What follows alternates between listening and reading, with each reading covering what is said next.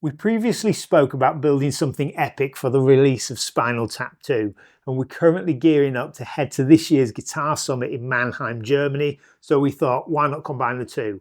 We give you Tonehenge. Hi, I'm Paul and welcome to Zilla Cabs. I know a few of you are going to look at this and think why, but at Zilla we're more about the why not. Ever since seeing the 18-inch monolith gently lowered onto the stage with Spinal Tap, I've thought, imagine if Derek Smalls had got it right. And since we know how to make guitar cabs, I couldn't think of a better way of fixing his mistake. This is an oversized 8x12 with a dual amp head shell sat on top, because a standard 8x12 just wasn't big enough. Obviously, with such monstrous proportions, this was a challenge to build, to say the least, but I'm really happy with the outcome. If you're loving this stuff, then we'd love it if you could hit the like and maybe the hype button below. That way it gets shared to more people who might be interested in our content. Now let's get into actually building the thing. This was cut out of 5 full sheets of ply and took a considerable amount of time on the CNC for all the cuts. Once it was all cut out, it was sent over to Sam and George, who did the majority of the carpentry. Now the funny thing about this build was the gluing up and the Tolexing and the grill cloth and all that kind of stuff, that wasn't actually the time consuming part of the job. It was all wrapped and glued up relatively quick, like normal. It was the setup time in between, so making sure you had the clamps of the right length and finding out where to clamp them, to find a bench that's long enough to fit the Tolex on, to find props to make sure that the Tolex didn't hit the floor, all that kind of stuff. That was the thing that took the crazy amount of time, but the actual build itself was relatively straightforward.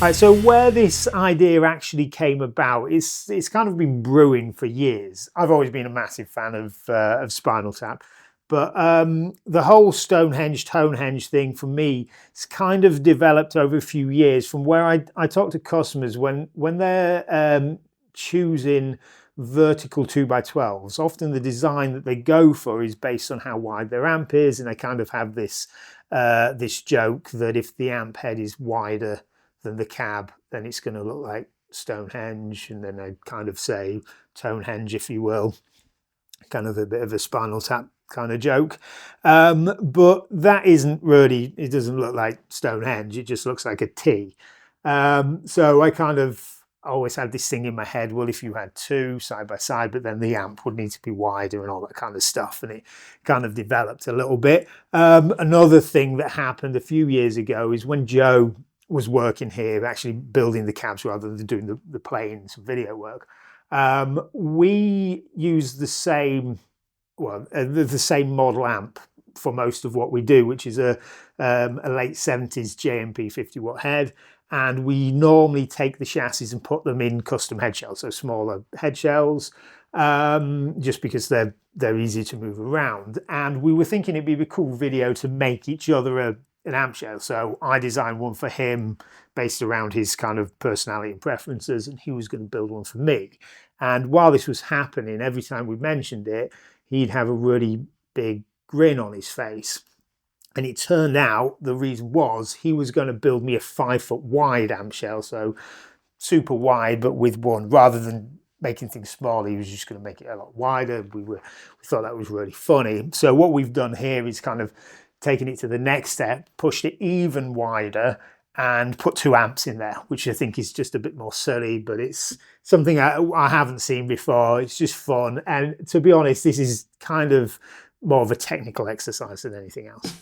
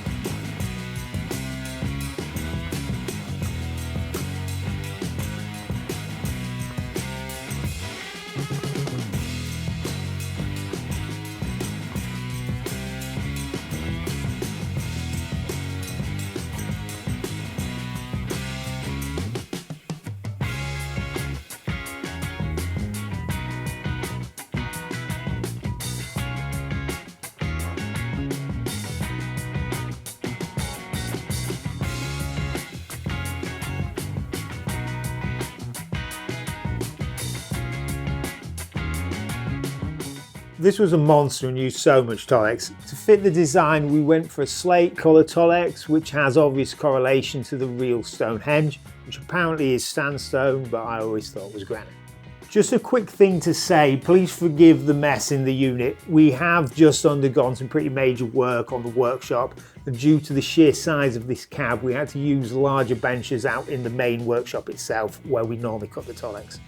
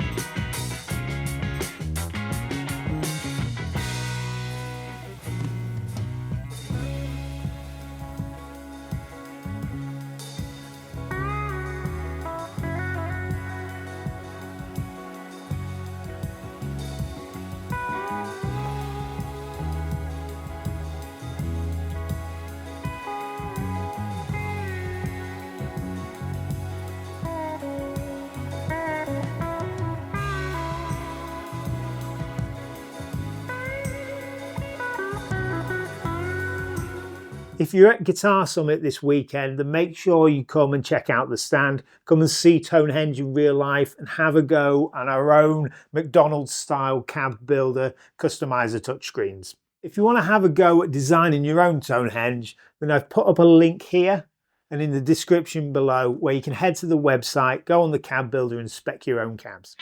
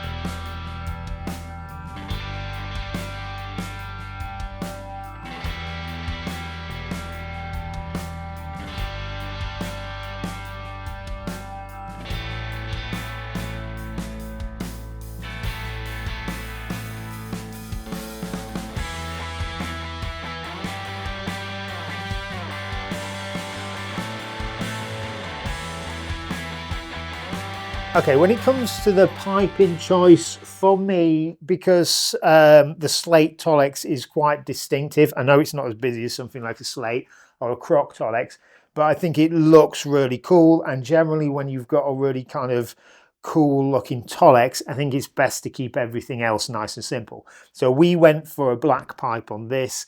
On the cabs, it's going to blend in with the black grill cloth, so not stand out too much.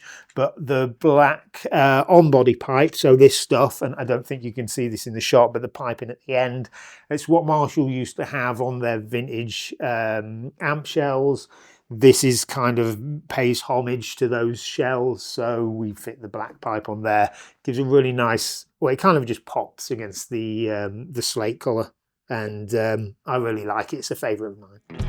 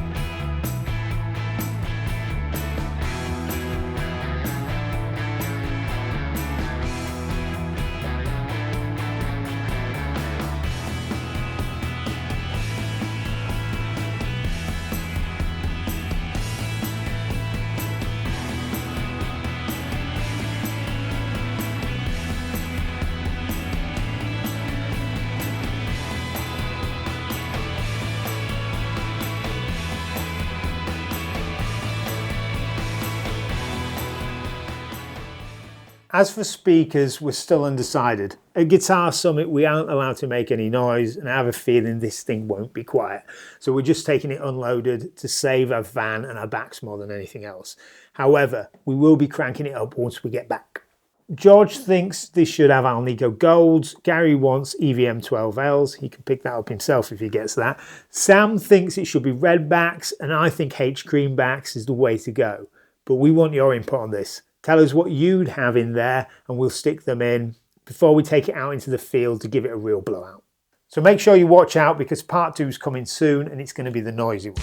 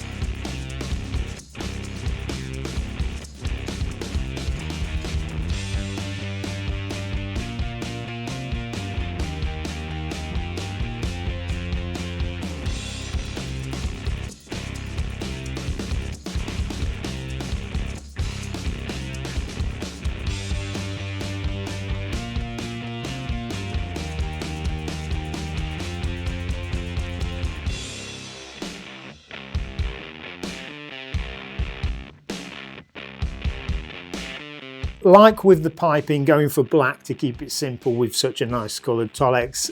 For the hardware here, we've gone black. Nice and simple, black metal. This thing's going to be heavy, so it could get knocked. If it gets knocked, it's usually on the corners, so black metal's nice, strong and easy to replace. I know the vintage vibe has no corners like the head, but we're going to be a whole lot more careful with the heads than we are with the cabs. That's generally what happens. Also, the black creates a really nice contrast with the grey, just like the pipe, as I said.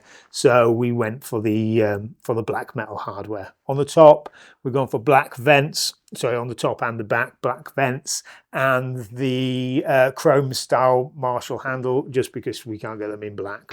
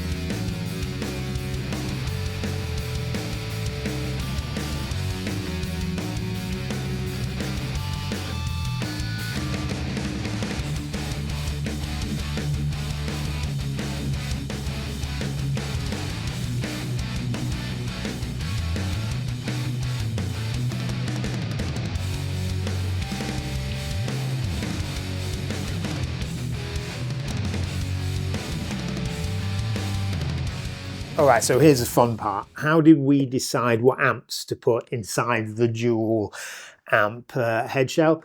I wasn't too sure at the start if I was going to put my two favorite amps, which is a JMP 50 watt Marshall chassis and a Mesa stiletto, but I thought because of the close kind of Spinal Tap ties, those guys were mostly using JMPs. They're a really cool amp, and also they are about my favorite amps too.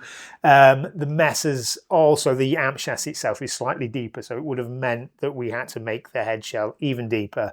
So I went with the Marshalls. Now, what Marshall do we choose? I'm a bit of a, I'm not going to say a collector, and I'm not really a geek when it comes to Marshalls. I just, when something comes along that I fancy, I kind of often get it into the studio and buy it, and it means that we've got quite a few in the workshop.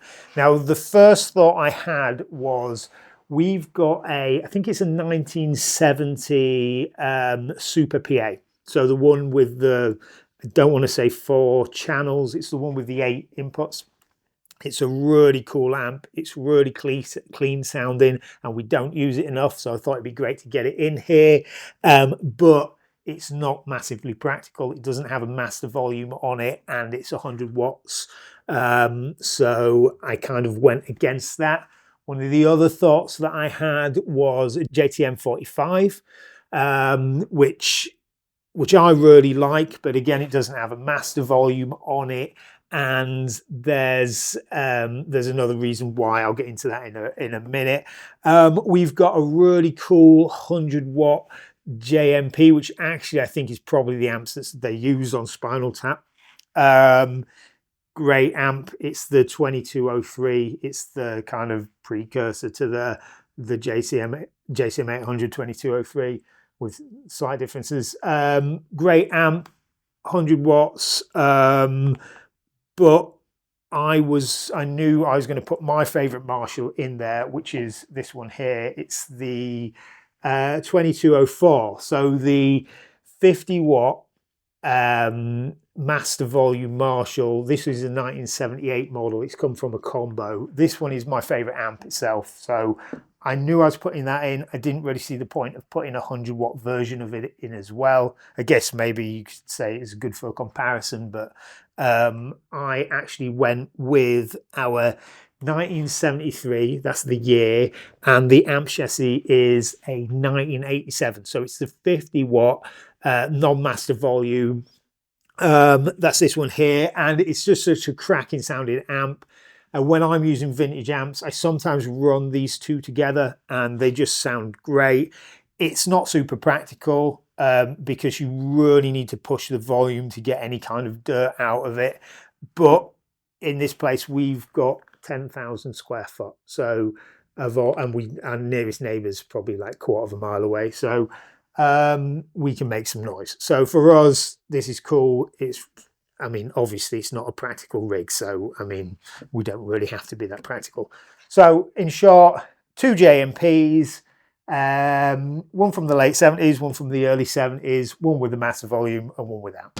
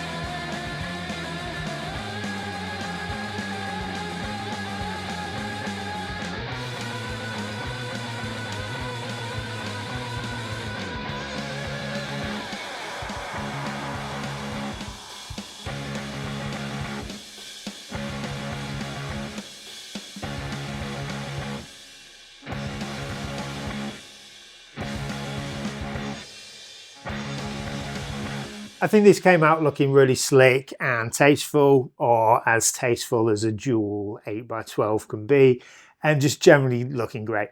There was a great amount of debate on what direction we should take with the badges, but I think this looks really cool with the badge above each amp. Once again, we'll be at Guitar Summit this weekend with this absolute beast. It's going to be a lovely 14-hour journey, but well worth it to get some of your eyeballs on this monster. Hit up the link below if you want to design your own Tonehenge on the website, and YouTube wants you to subscribe and see this video here. Until next time, stay cool and tough and riff.